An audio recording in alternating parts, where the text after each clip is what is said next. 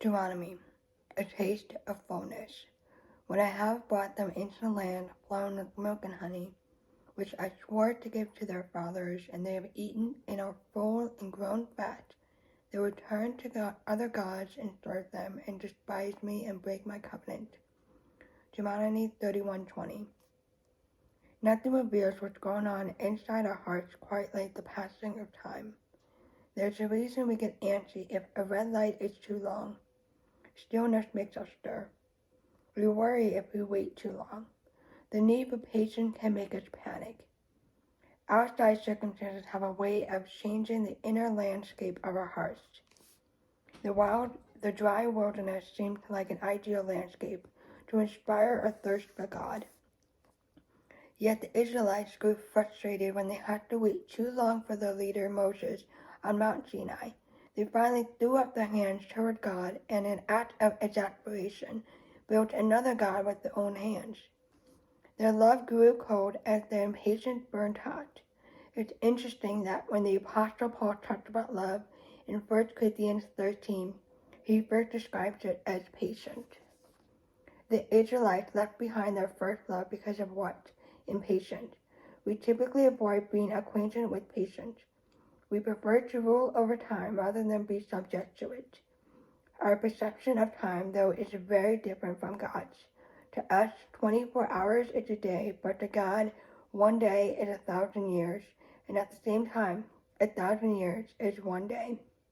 So my question is, who are we in the middle?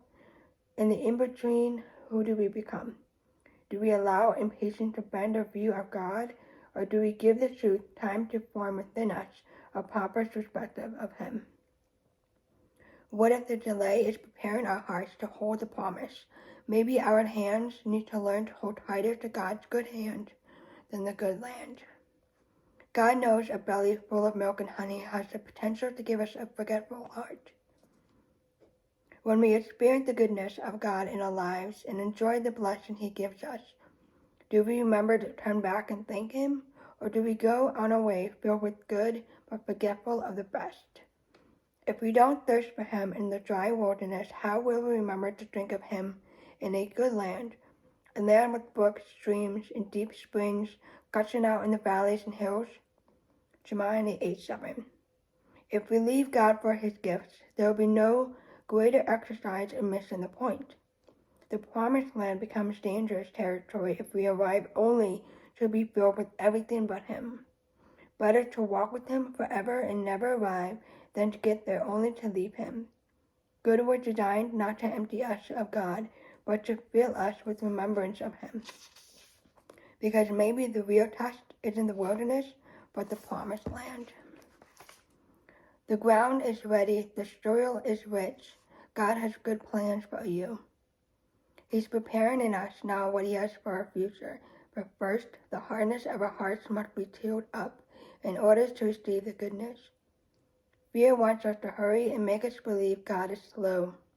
Our fear of missing out leads us all over the place as we chase good enough rather than wait for the blessing of God's enough. They look nothing alike. Our substitutions don't last or satisfy. Let's believe wholeheartedly that God is not slow. He is good, and that means He prepares both the land and the landscape of our hearts. Make friends with patience. Don't listen to fear, because it would only trip you up along the way. Remember, time is nothing more than a tool in the hand of God to assist with the hurry out of our hearts. Remember Him. Taste the bread and the cup, and you won't be filled with forgetfulness when you taste the milk and honey. Jesus is our promised land.